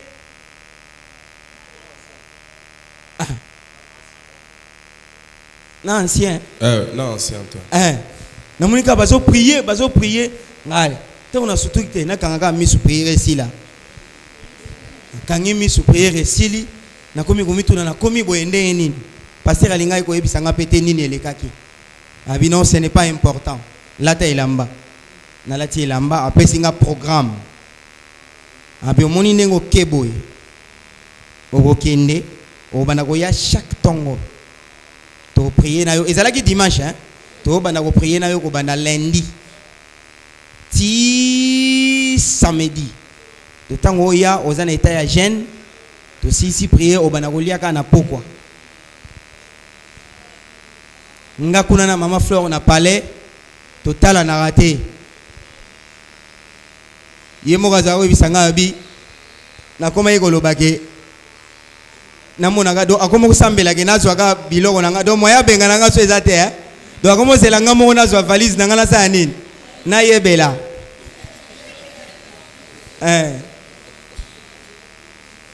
tozo yoka na te ale ngana ko bimanga nazo ebise esike pe na okende te na bimi tongo na hiao ba prier siko 2 jours mo mbesala kinga soki ba prier ba toujours prier pour komona na yeko sutuka na sana mabele so esala nga soni bana basi ebele boye na kati église na mukolo mobali boye na bana koyaka na se esala sens te et puis singa na kanda 3e jour na yoki pena ba betinga ki bota na mutu place na mona yiki ekomi sérieux. Je rappelle que ces jours-là c'était ma mort ki bota wana ratate na yego sutuka ya osutuka na moni bazo kanganga ba chaîne bazo kende na nga na fleuve esika na sala ki 2e consécration bisika bakata nga nzoloko awa batangisi makila na kopo bazwi lisala ya aigle babani kokoma. Je jure de ne pas divulguer les secrets du grimoire au prix de ma vie. Est-ce que tu es là? Je jure de garder les secrets. Je jure de rester fidèle au sacrificateur jusqu'à ma mort. Namoni ba oke nanga place wana. Po baba na ko rappeler ai que yo signaki pacte awa ozana nzela ya kokende et namona ki bato balata ki bilamba pembe baye ko bima ebele bitumba ebandi ya makasi o mususu ya kati chaîne wana ebisinga banda mbangu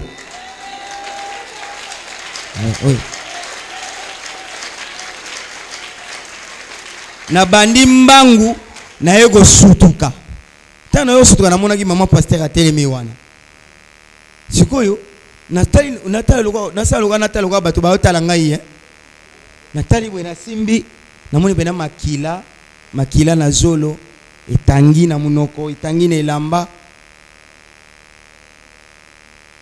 passer à kotinga na bureau abi premier victoire yango wana donc si procédure ya tawana to sayo kende ngomba a prier na maman pasteur papa merci Merci. Merci. Merci. Merci. Merci. Non, tellement. Merci. Merci.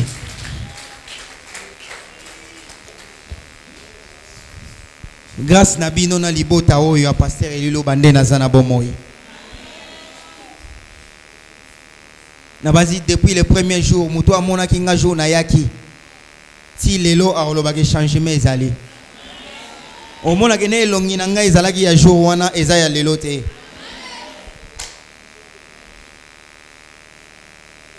Voilà. Na ojire bino mukolo bo omona ngai na musique ya mokili to esika moko boye bo rappeler nga mukolo na ojire lelo. Sinon obana komona nga kaka dona osala disque na koyembela nzambe ti na ti.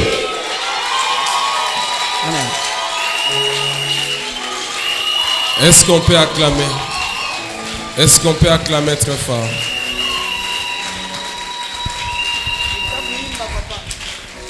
Non, na kolinga ba symbole oyo, déjà muke. Na symbole oyo akolakisa ngo dimanche, hein? Non, RK.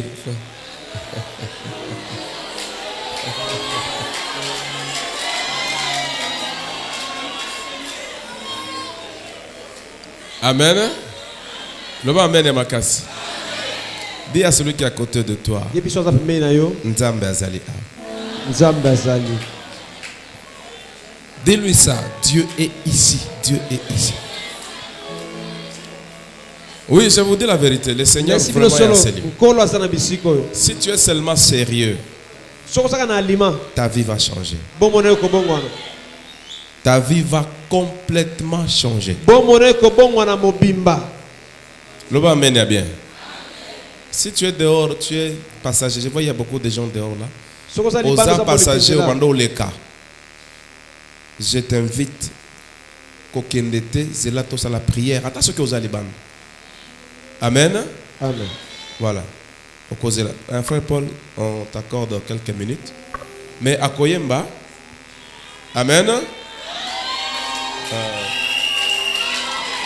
Avant qu'Ayemba, nous allons à Kolakisaka symbole. Mais moi je souhaitais que ça soit dimanche.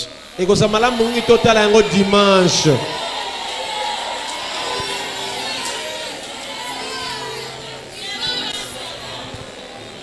Amen.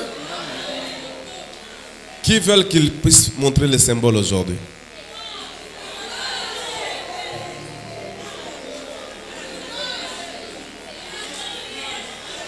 Ceux qui ont la question de symbole, parce qu'il faut tout sembler la cause de la gambanga au Kendete. Les lois sont vendredi, le dernier jour, il y a prière, mais aussi samedi dimanche. Amen. Dès que tu séminaire réseau sur la terre, tout ça je vous dis la vérité, ce que Dieu nous a dit, si vous suivez ce que nous vous disons, votre vie va changer. Dieu est déterminé. Il a dit à voix forte en train de dire que je suis déterminé de bénir l'église là où j'étais envoyé.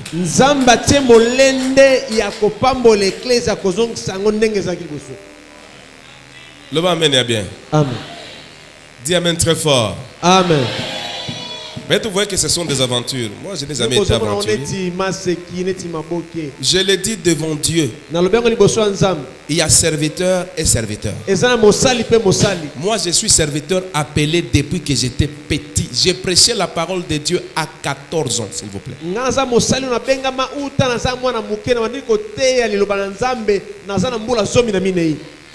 Le bas amen bien. J'ai dit à Dieu, je vais quitter. Je vous avais dit l'autre fois, n'est-ce pas? J'ai dit, je vais quitter cette église. Parce que les gens ne m'aiment pas. Les gens insultent mon épouse. Je vais quitter cette église. Dieu a dit, ne quitte pas avant que je ne bénisse ces gens-là. Je suis en train de vous dire, si vous me ratez moi, cette église va disparaître. Même s'il y a un serviteur qui est là qui dit Pasteur Ozokosa, je vous dis c'est la vérité. Cette église était hantée par les esprits mauvais. J'ai dit bien hanté. C'était un loge de mauvais esprits. Ici. Bien. Sa grâce m'a dit plusieurs fois, Élie, je te prends, nous rentrons à Lumbashi. J'étais même rentré à Lumbashi. J'ai trouvé une maison, je vous informe. J'avais trouvé une maison et je devais aller habiter là-bas pour faire l'œuvre de Dieu dans le calme. Mais comme Dieu a dit, je dois travailler ici. Je dois travailler. Kinshasa ici, c'est entre nos mains. C'est entre tes mains à toi. Il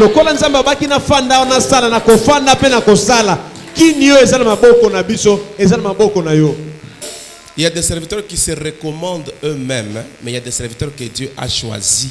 Il a dit, toi, je vais t'envoyer. Est-ce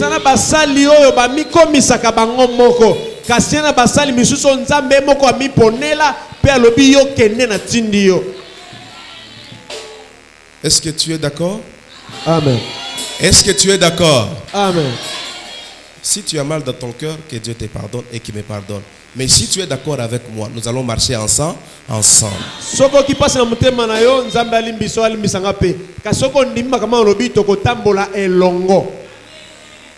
Et la vie changera.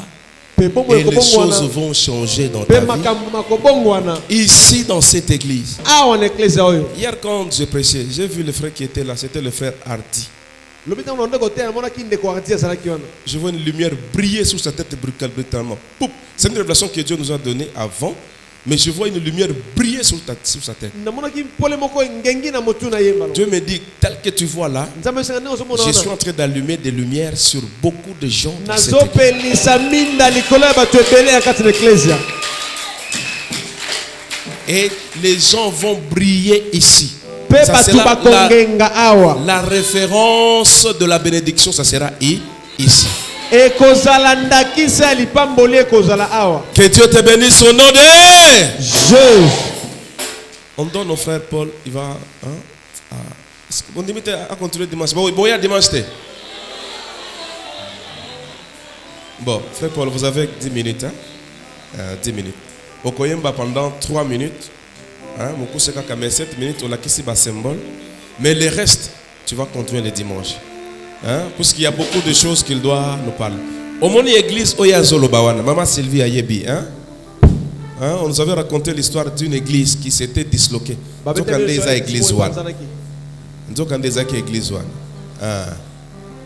C'est-à-dire, les pasteurs faisaient des bêtises au bureau.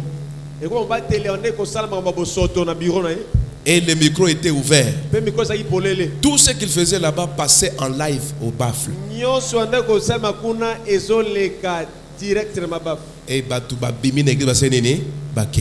mais quelqu'un qui se dit je suis pasteur, c'est pourquoi quand on dit aux serviteurs de Dieu, soyez de vrais serviteurs. Serviteurs de Dieu, serviteurs de Dieu, afinga kamotute. Le amen ya bien. Atonga kate. Aïnakate. Si tu vois un serviteur dans ce sens-là, que tu es un faux serviteur de Dieu.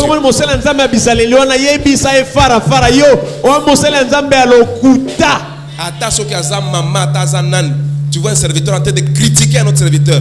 Je n'ai jamais vu ça.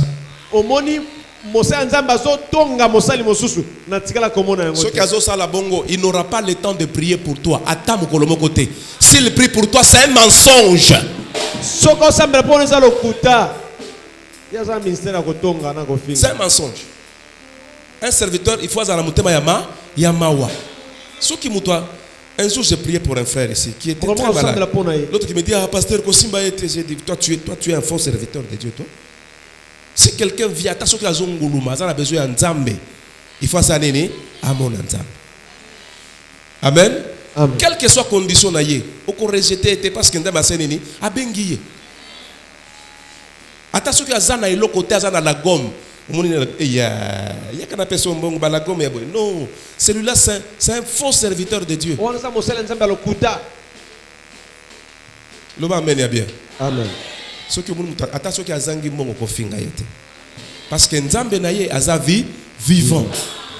Il va te confondre kotika na soni. bato baza na mbongo bazalaka na yango te bao bakozwa yo pe oza na kati ya bato wana bao bakozwa mbongo ebele loba amen ya makasi. Voilà, frère Mampoe.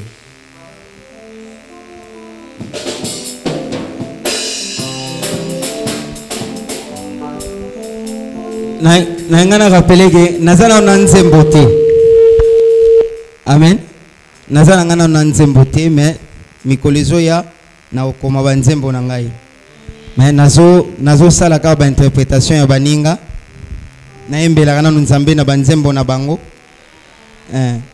Donc kala pété ya biso moko e obima. Jésus. Alléluia.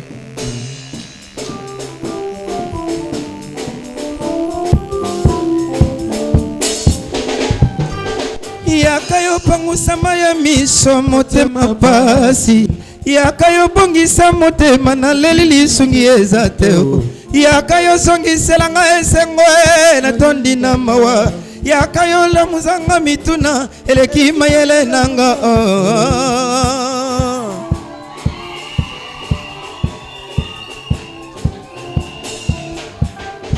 Si yonde yo zalisaka pona zala se yo kolona ngai yonde yo bundela kanga bitumba molili na somo na teo mosukisi ya makambo na bomoi na nga se yo papa soki nazosepela ezali poza ngambo na ngai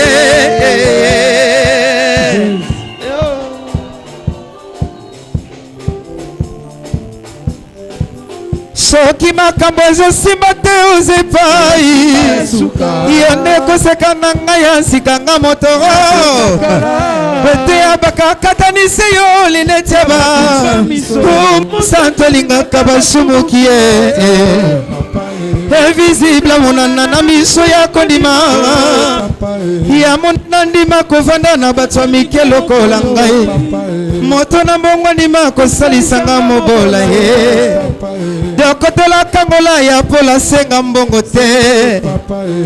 Alléluia. Betela na Yesu maboko. Merci. Merci. Soki makambo ezosimba te ozepai yonde koseka na ngai ya nsika nga motoro nzete ya bakakatanisi yo lineti ya mosanto alingaka basumuki invisible monana na miso ya kondima ya monena ndima kovanda na bato ya mike lokola ngai tambo senga mbongo te soki naluki yoro Yesu ya yoro nazosutuka wana nazoluka yo lisusu posa na yo esili te awa nameki bolamu na yo napusani lisusu Nzambe ya eliluba Nzambe seyo kolona mba Nzambe olingaka bitumba molili na somo na teo mosukisi ya makambo na bomoi na nga seyo papa soki nazosekela ezali poza ngambo na ngai ata bato basangani lokola na tour de babel mbalingi bati ya Nzambe mosusu na sika na yo ekosimba te kiti ya mokonzi ebonga na yo yaya yo panda sekona rapona yo Yesu na vota sekona kiti na yo Yesu yo yaya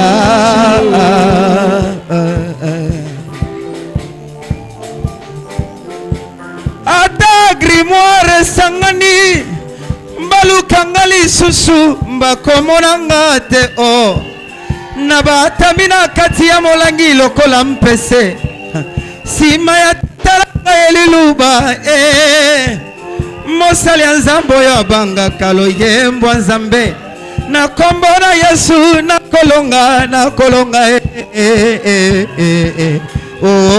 yaya Nzambe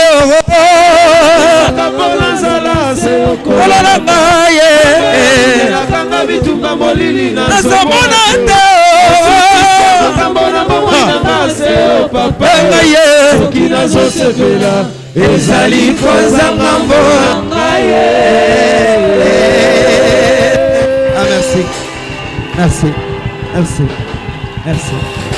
On acclame très fort pour notre Dieu. Tobeti maboko.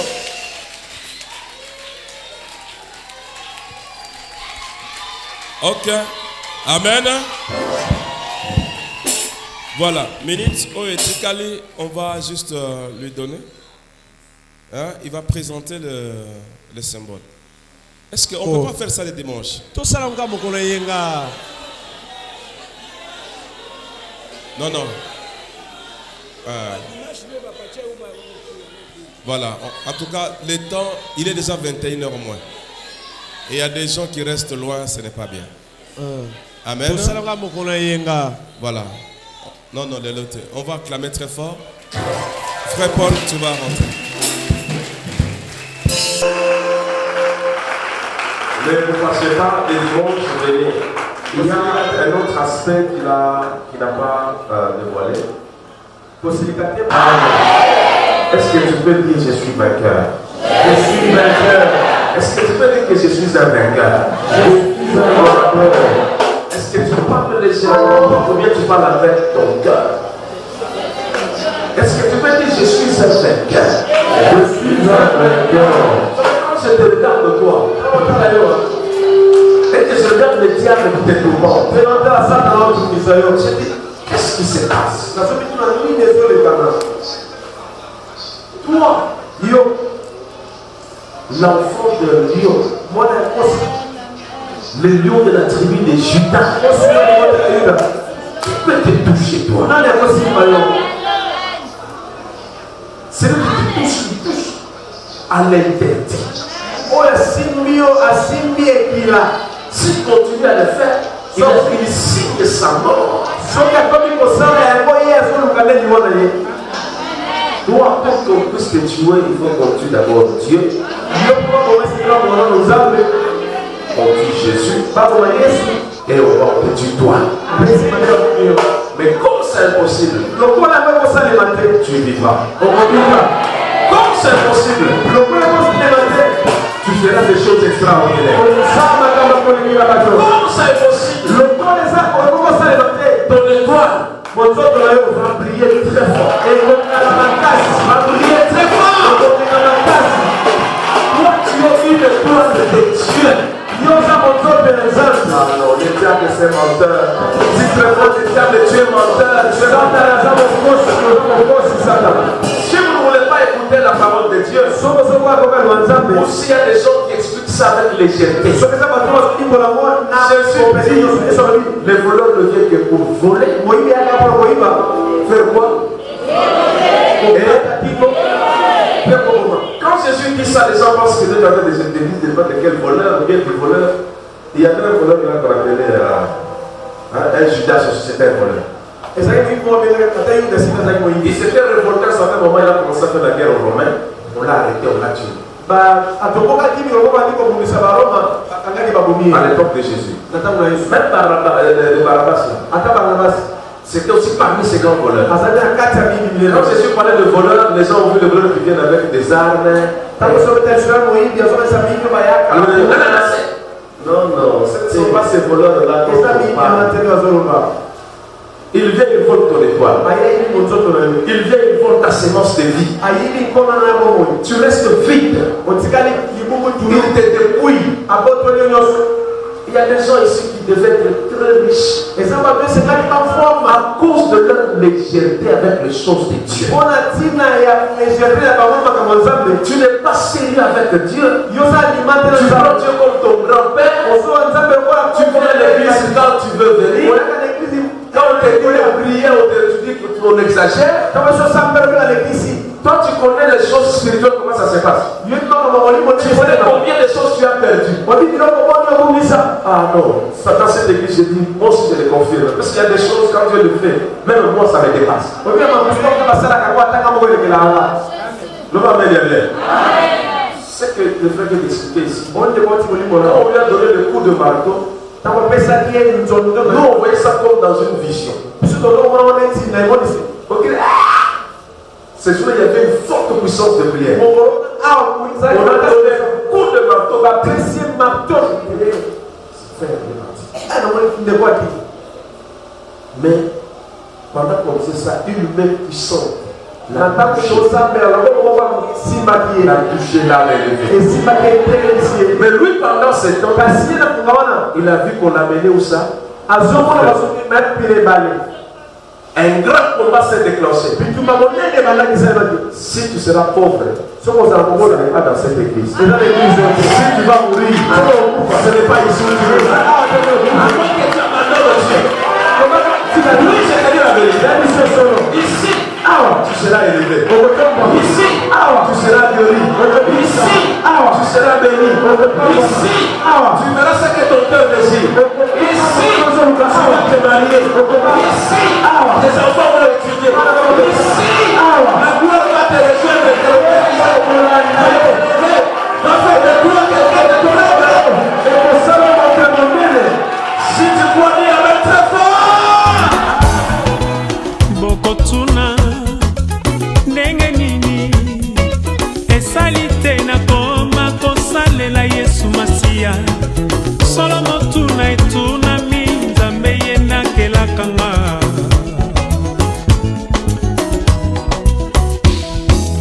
bokotuna ndenge nini esalite na koma kosambela Yesu Masiya solo motuna etunami Nzambe ye nakelakanga nazongi na yo mobengi